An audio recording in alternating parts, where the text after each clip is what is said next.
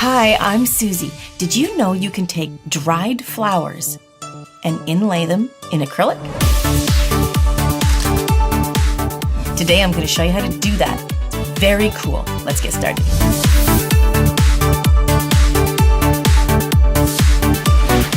I gotta tell you, I've been sitting here pondering which color should I do this in.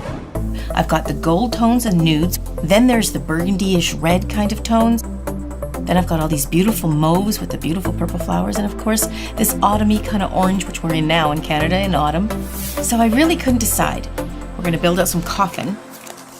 So I'm gonna start that first, and I'm gonna still kind of decide what we're doing it. So I'm gonna form this. I'm gonna make them a nice long coffin. I think I'm gonna do the base in a cover pink. Now, cover pink is just like an opaque pink. It means it has a little more color to it. I'm gonna put this here to keep my hand nice and steady for you. I'm gonna do the flower one first. Let's do that right away. I'm really excited about it. So when I do a inlay, which inlay means you're putting any little piece, whether it can be cut up money, it can be little beads, it can be mylar, it could be glitter, it could be anything that you want inlay. And inlay means it's going in between some layers of acrylic. But first, I lay down a layer of acrylic to be able to put the inlay, in this case, flowers, on top. Now, whenever I make a coffin, I generally do it more of a squarish nail to begin with. Now, I won't go into some more details about liquid to powder. I do have a video on liquid to powder if you want to touch base on that. I'm going to do them quite long, as I said. I just want to be able to get this down so I have something to lay the flowers on top of. When I'm doing this layer, it is quite thin. It literally is just a platform for your flower to sit on top of. I'm choosing the cover pink because I do want some substance to it. As far as underneath, it's like the background to my painting. I have a special mix. I blend a couple of pinks together. I don't know if you can see the difference in the tone. This being the more opaque pink, and this being a little bit more clearer. And the clear one is now what I'm going to use for my nail plate. That's right near the cuticle area too. I just wanted a little more translucent just to create a very natural kind of look. And that's a special mixture I've put together of a couple of my favorite pinks to be able to make that really kind of translucent, bright kind of pink color. It's so pretty. Okay, do I dare go a little longer? You know, I think I'm going to, because I really want to go outside of my comfort zone a little here. I'm going coffin, which I don't normally wear, and I'm going to go a little bit longer. Ooh, that's a lot a bit longer. So I'm creating that thin layer that I'm putting down to hold the flowers. Now I'm just going to check it this way to make sure it's nice and thin, and it's all there. It's all there. Okay, here's where the fun part comes in.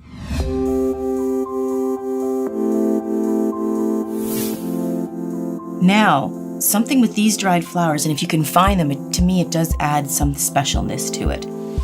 I'm going to grab these ones in the purple-ish color. It'll still go with my burgundy, because burgundy is very forgiving that way.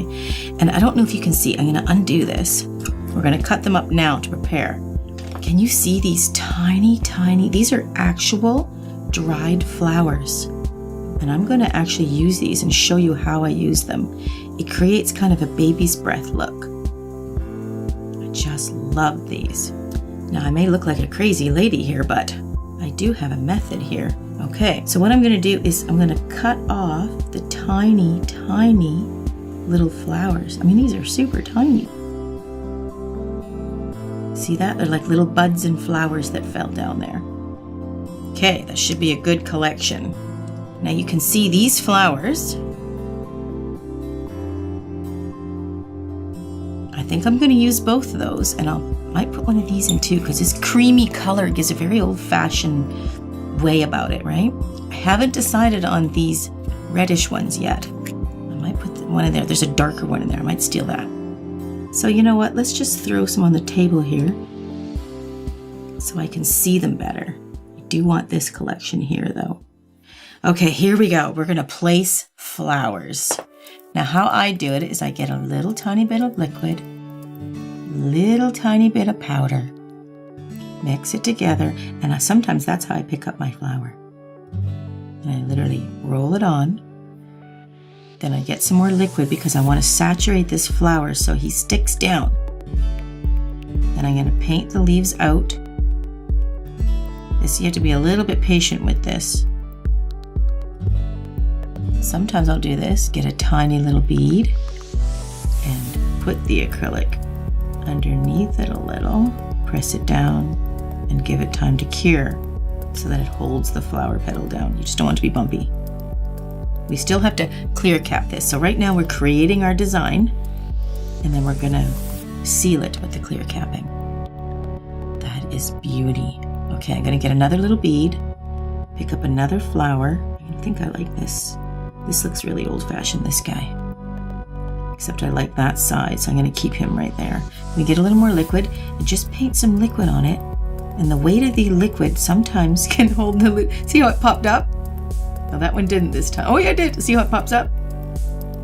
The other side pops up like a teeter-totter. Seems happy now. It's sticking down. Okay, I'm gonna get another bead of acrylic. I'm gonna put him over here, I think. He's still popping up. I'm gonna get this one. Oh, that's a beautiful color. So I'm gonna try to hold that down with my brush. This one's gonna be stubborn because I'm actually curving it quite a bit. Again, my nails are kind of curvy this way, so I'm gonna have to really talk this one into it. I'm gonna put a little acrylic under there. And I'm just gonna be patient and hold my brush down and wait for that product to cure a little, and it'll hold that flower petal right in place. And I'm gonna have to do the same on the opposite side. I'm just using my brush right now to hold it. Doesn't have a fighting chance. Okay, a little bit more acrylic. Look at how tiny that is. I'm gonna put it in there and I'm gonna hold this side down. There's a stick in there. See if I can just get that out. It could be attached to the flower. It's attached. I'm just gonna leave it. It's natural. Okay, it's happening. I think I'm gonna maybe do this little dark red one over here. I like him. He's very, very rich. That'll go beautiful with the burgundy. Oopsie. Hey, wait, did I like the other side better? No. Okay, gonna get a bit of acrylic. The tiniest of beads. Stick it under there, actually. Actually, that's good. I like that side too. Just holding them there long enough to convince them to stay. As the product dries, in about, 15, 30 seconds, it starts to cure enough to hold it down. It's not completely dry, but it'll hold it. I am going to cut this little stem though, because I don't want it to stick out in my final design. It's natural, but it's sticking out. Okay. Oh, that's really pretty. Okay, but I do need a flower over here, but I really like this old-fashioned tone. What is this one here? Ooh. This little darker one is really pretty. Okay, he went a little too far. So you may not have drawn the flowers, but you certainly are creating a picture here. That little petal came off, so I'm going to slide it over here. You won't even notice. Oh, that's so cute. Okay. Now, what does that picture need? I think it needs one more of these. Maybe the lightish pinkish one. Yeah. So I'm going to take this and I'm going to put a little bit of acrylic right in there.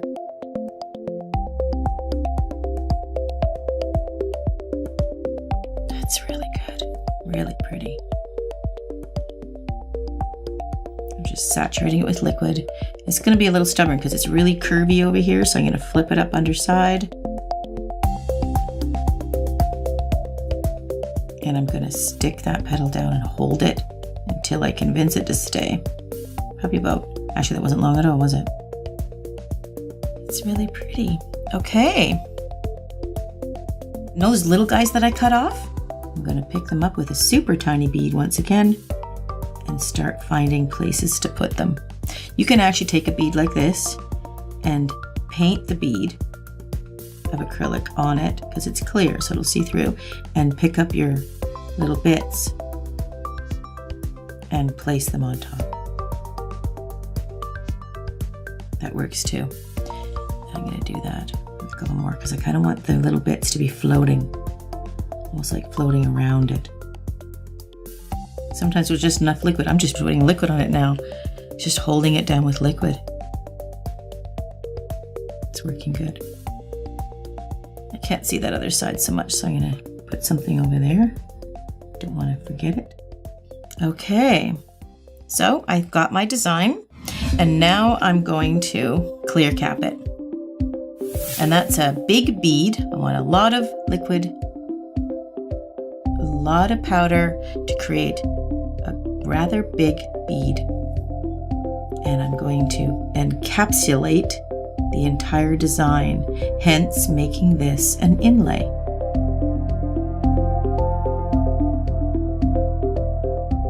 See that? It just encased the whole thing. That's why you don't want to do this too thick. That means the first layer, because you have to do this clear capping over top.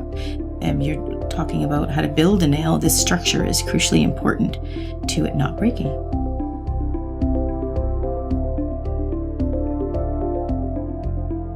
That's really great.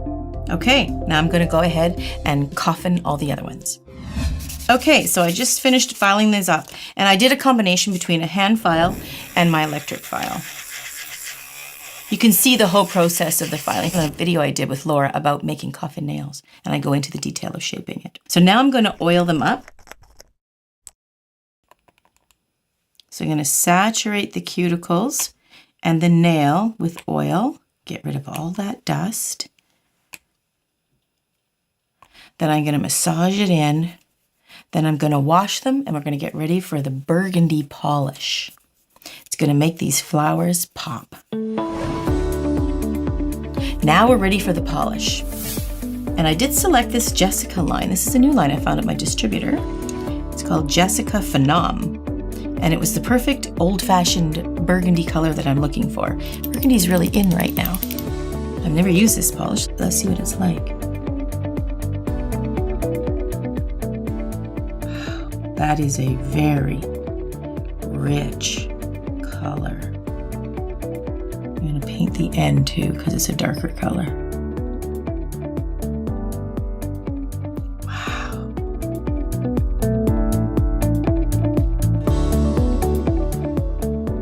You got to really take your time when you're doing a color like this, especially around the cuticles. That's where it really shows.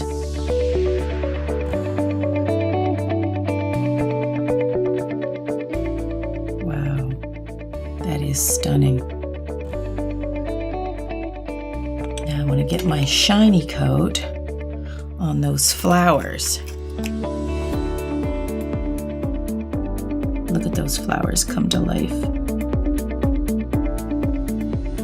Really goes quite nicely with that antique burgundy color.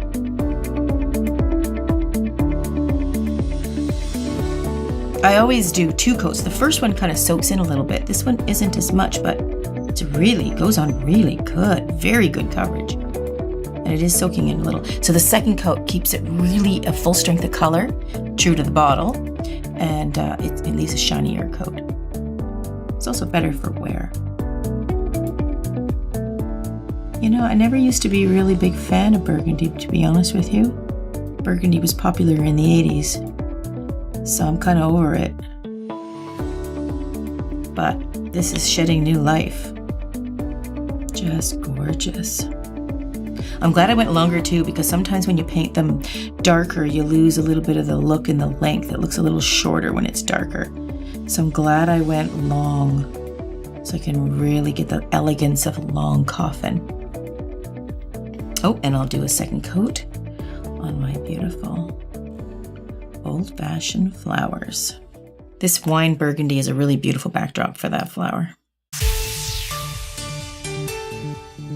I can't wait to see the reveals on these. Let's check them out.